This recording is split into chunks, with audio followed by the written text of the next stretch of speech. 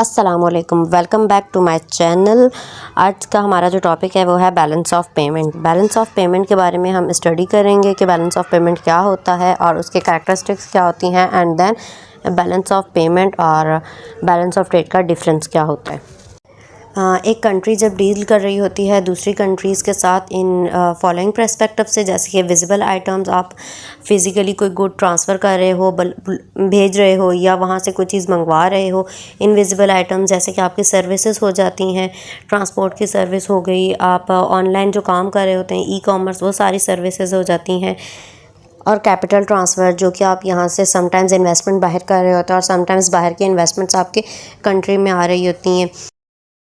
Balance of payment क्या होता है? अकॉर्डिंग टू काइंडल बर्गर ने कहा था, बैलेंस ऑफ पेमेंट वो होती है, एक सिस्टम होता है रिकॉर्ड करने का सारी इकोनॉमिक ट्रांजैक्शन को, जो कि किसी भी रेसिडेंशियल के अकॉर्डिंग हो या आपकी फॉरेन कंट्रीज़ के हो, एक स्पेसिफ़िक पीरियड के दरमियान। यानी कि अगर आप यहाँ से बाहर कोई इन्वेस्टमेंट कर रहे हो या बाहर से कोई चीज़ मंगवा रहे हो या कोई पेमेंट जा रही है आ रही है, वो सारी की तमाम चीज़ें, उन सब का एक इकोनॉमिकली ट्रांजैक्शंस का रिकॉर्ड रखना हमारा बैलेंस ऑफ पेमेंट कहलाता है।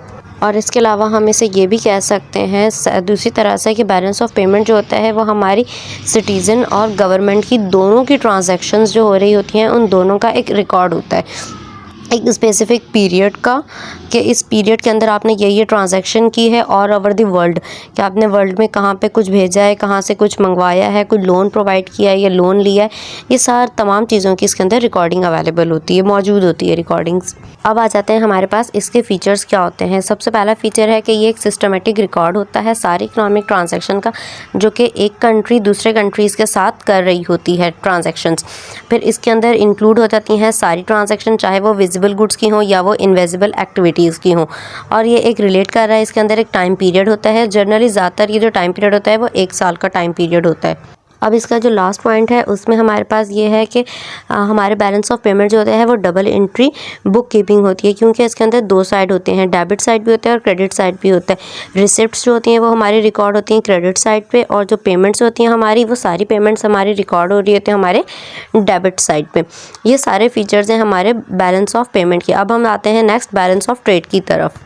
दो कंट्रीज़ के दरमियान इंपोर्ट और एक्सपोर्ट का जो डिफरेंस होता है वो बेसिकली हमारा बैलेंस ऑफ ट्रेड होता है। और बैलेंस ऑफ ट्रेड जो है वो एक लार्ज कंपोनेंट है बैलेंस ऑफ पेमेंट का, जिसके अंदर इंक्लूड आ जाता है डेबिट साइड। डेबिट साइड के अंदर हमारी इंपोर्ट्स होती हैं, जो बाहर से हमें फॉरेन एड्स मिले होते हैं, जो डोमेस्टिक स्पेंडिंग हुई है एब्रॉड में, और डोमेस्टिक इन्वेस्टमेंट जो एब्रॉड्स में की गई हैं, ये सारी इसके अंदर इंक्लूड होती हैं। अब जो हमारा क्रेडिट साइड है, क्रेडिट साइड के अंदर हमारे इंक्लूड होता है एक्सपोर्ट, फॉरेन की स्पेंडिंग जो हमारी वो डोमेस्टिक इकनॉमी में कर रहे हैं, या फॉरेन जो इन्वेस्टमेंट आती है हमारी डोमेस्टिक इकनॉमी में।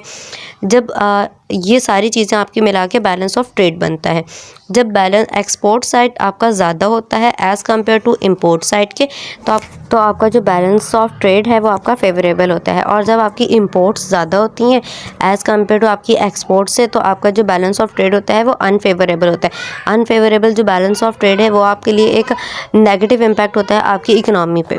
बैलेंस ऑफ पेमेंट और बैलेंस ऑफ ट्रेड का जो मेजर डिफरेंस वो ये है कि बैलेंस ऑफ पेमेंट के अंदर सारी ट्रांजैक्शंस को रिकॉर्ड किया जाता है, और जो बैलेंस ऑफ ट्रेड होता है उसके अंदर एक्सपोर्ट में से इंपोर्ट को माइनस करते हैं, और उनका जो डिफरेंस होता है वो आपका बैलेंस ऑफ ट्रेड होता है।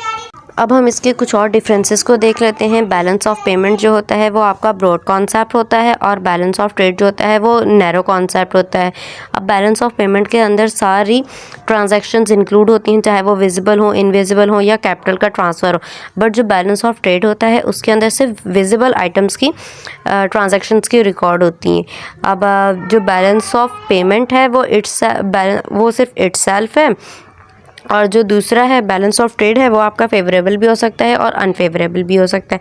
अब बैलेंस ऑफ पेमेंट जो होता है इसके अंदर सब कुछ आप ऐड कर रहे होते हो, करंट अकाउंट के साथ आप ऐड करते हो कैपिटल अकाउंट को, और साथ ही जो बाकी बैलेंस और एरर्स आते हैं उन सबको भी आप ऐड आउट कर रहे होते हो। बट बैलेंस ऑफ ट्रेड जो होता है उसमें से आप जितनी भी नेट एक्सपोर्ट होती हैं उनमें से आप इंपोर्ट्स को माइनस कर देते हो।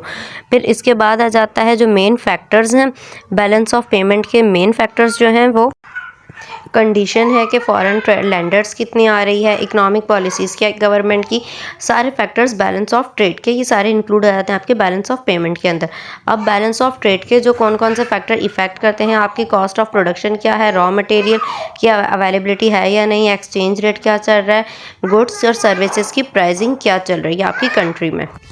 अब इम्पॉर्टेंस क्या है बैलेंस ऑफ पेमेंट की। बैलेंस ऑफ पेमेंट जब आप रिकॉर्ड कर रहे होते हो सारी ट्रांजैक्शंस को, तो ये क्रिएट कर रही होती है डिमांड और सप्लाई आपकी करेंसी की। और सेकंड पॉइंट आ जाता है आपकी जज कर रही होती है इकोनॉमिक को और आपकी फाइनेंशियल स्टेटस को, कि आपकी कंट्री का एक इतने टाइम पीरियड के अंदर आपका स्टेटस क्या रहा है। और बैलेंस ऑफ पेमेंट से एक और चीज़ कंफर्म होती है कि ट्रेंड, इकोनॉमिक इंटरनेशनल ट्रेंड क्या चल रहा है और एक्सचेंज रेट क्या है आपकी करेंसी का। और ये मे बी इंडिकेट चेंज होता है और रिजर्व होता है इन दी ट्रेंड्स के अंदर। और इसके अलावा जो चौथा पॉइंट है उसके अंदर हमारे आपकी पॉलिसीज़ किस तरफ शिफ्ट आउट कर रही हैं, ये सब स्टडी कर रहे होते हैं।